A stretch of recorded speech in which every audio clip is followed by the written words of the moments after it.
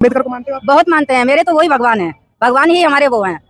बहुत मानते हैं। और बताओ कि जैसे अम्बेडकर पे कई बार ये चीज बोला जाता है कि वो सिर्फ दलितों के नेता थे या उन्होंने सिर्फ दलितों के लिए किया था, तो मतलब उस पर आपका क्या ओपिनियन है? सीधे बात ये जो बात है गलत है, क्योंकि सबसे पहला बात कि अम्बेडकर ने हिंदू कोड बिल लाया था। हिंदू कोड बिल में क्या था कि महिलाओं को बहुत तरीके से आज़ादी मिली थी, जिस कारण आज महिलाएं हमारे साथ हमारे कॉलेज में पढ़ पाती है। उन्होंने एक संविधान लिखा जो सबका छुआछूत से लेकर समानता की बात करते हैं, मतलब वो सिर्फ दलितों के लिए नहीं लिखे। नमस्कार साथियों, जैसा कि हमें पता है कि आज अम्बेडकर जयंती है, तो मैं इस मौके पे आज अम्बेडकर मेमोरियल आया था और मुझे कुछ स्टूडेंट मिले दिल्ली यूनिवर्सिटी के और एक हमारे साथ है। तो क्या नाम हुआ आपका? विवेक कुमार, जाकिर हुसैन इवनिंग का साथ। अच्छा, तो आज यहाँ पे किस तरह आना हुआ? यही 14 अप्रैल को अम्बेडकर जी का जयंती थी तो हम सारे आए।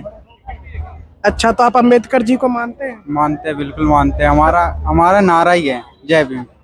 नहीं, मतलब क्या सीखने मिला आपको अम्बेडकर से? मतलब किस तौर पे मानते हैं? मतलब बहुत लोग ये बताते हैं कि वो बस सिर्फ दलितों के नेता थे, तो आप मतलब किस तरह इस चीज को मानते हैं? नहीं, उन्होंने एक संविधान लिखा जो सबका छुआछूत से लेकर समानता की बात करते हैं, मतलब वो सिर्फ दलितों के लिए नहीं लिखे।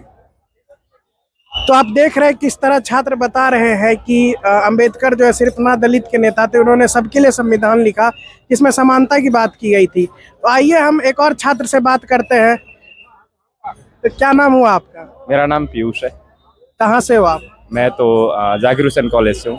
अच्छा, आप भी जाकिर हुसैन कॉलेज से। अभी क्या कर रहे हो? मैं ग्रेजुएशन थर्ड ईयर। तो अभी आप यहाँ पे मतलब घूमने के लिए आए हो? हाँ, अम्बेडकर की ज़िंदगी से जुड़ी वो तमाम चीज़ें देखने के लिए, चाहे उनके राइटिंग्स हो, चाहे दूसरे नेता उनके बारे में क्या सोचते हैं, वो मतलब कि उनका मतलब कि जो अंतिम सांस कहाँ पर वो ले पाए, ये सब वगैरह देखने के लिए आया था।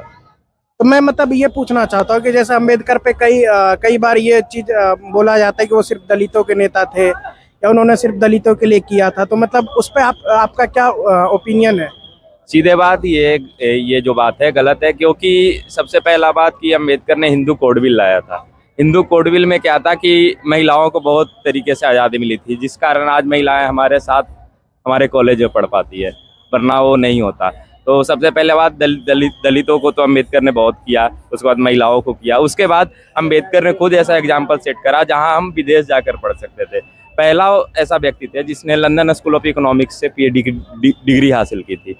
तो ये उसके बाद लोग जाने लगे अम्बेडकर को देखकर। तो अम्बेडकर को देखकर सिर्फ दलित तो नहीं जाएंगे, अम्बेडकर को देखकर सवर्ण भी जाएंगे, अब जितने हैं सवर्ण वर्ण सब जाएंगे। तो ऐसा नहीं है कि सिर्फ उन्होंने दलितों के लिए किया, और संविधान सिर्फ दलितों के लिए नहीं है, संविधान सबके लिए है, क्योंकि इस देश में शांति का माहौल कायम हो। अम्बेडकर का ये भी कहना था। तो शांति का माहौल दलितों में सिर्फ थोड़े कायम होगा, शांति का माहौल अगर सब चाहेंगे तब कायम होगा। तो ये संविधान ऐसा चीज लाया कि संविधान सबसे करवाएगा कि शांति का माहौल कायम हो, लोग अच्छे से रहें, सबकी स्थिति बेहतर हो।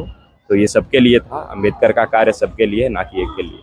तो मैं एक और आखिरी सवाल आपसे पूछूंगा कि जब अम्बेडकर और संविधान की बात आती है तो बात आरक्षण पे आती है, और बहुत सारे लोग जो हैं कि ये कहते हैं कि आरक्षण जो है वो भी एक तरह से पक्षपात है, क्योंकि बहुत लोग ऐसे हैं कि जो आर्थिक रूप से गरीब है लेकिन उन्हें भी मौका मिलना चाहिए, तो उन्हें नहीं मिल पाता, क्योंकि हमारे देश में हमारे संविधान में ये आरक्षण दिया हुआ है। इसीलिए कई बार ऐसा होता है कि असमानता आ रही है, लोगों का ये मानना है। तो इस पे आप क्या कहेंगे?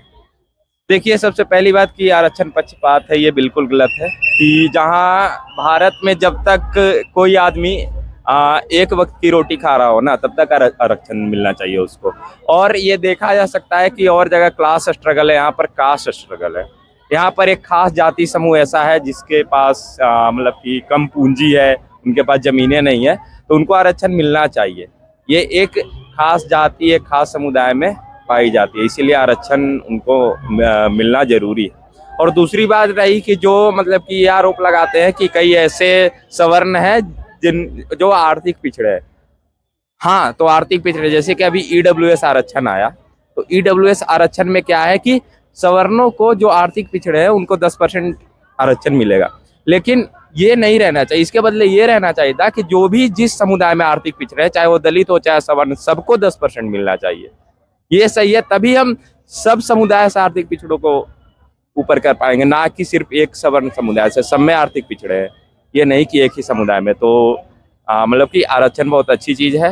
ये मतलब कि भारत के विकास में एक बहुत बड़ा एक रोड मैप है, इसे कह सकते हैं। बाकी हमने भी दिल्ली यूनिवर्सिटी के कुछ स्टूडेंट से बात करी, तो जिनसे इनका ओपिनियन पता चला कि वो अंबेडकर के बारे में क्या सोचते हैं, आरक्षण के बारे में क्या सोचते हैं। तो आइए मतलब यहाँ पे आए हुए हम कुछ और किन्हीं लोगों से बात करते हैं। आंटियाँ हैं, तो आंटी आप यहाँ पे क्या आज घूमने आए हो अंबेडकर जयंती के अवसर पे? जी जी जी, अंबेडकर को मानते हो आप? बहुत मानते हैं। मेरे तो वही भगवान है, भगवान ही हमारे वो हैं, बहुत मानते हैं। और आज मैं पहली बार नहीं आई हूँ, इससे पहले मैं 4-5 बार और आई हूँ, लेकिन आज का नज़ारा देखने की इच्छा हो रही थी, इसलिए आज आई हूँ। और भगवान भी मेरे वही है।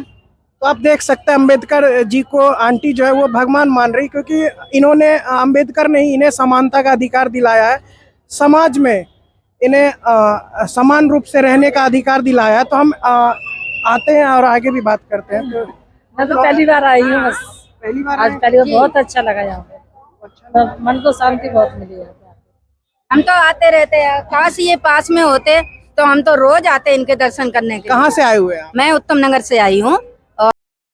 ठीक है, तो देख रहे हैं साथियों कि मतलब किस तरह यहाँ पे लोग उभरे हुए हैं अंबेडकर जयंती के अवसर पर अंबेडकर मेमोरियल में अंबेडकर जी की को देखने, उनकी जीवन शैली को पढ़ने के लिए, उनकी जो यादें जुड़ी हुई यहाँ से उन्हें देखने के लिए।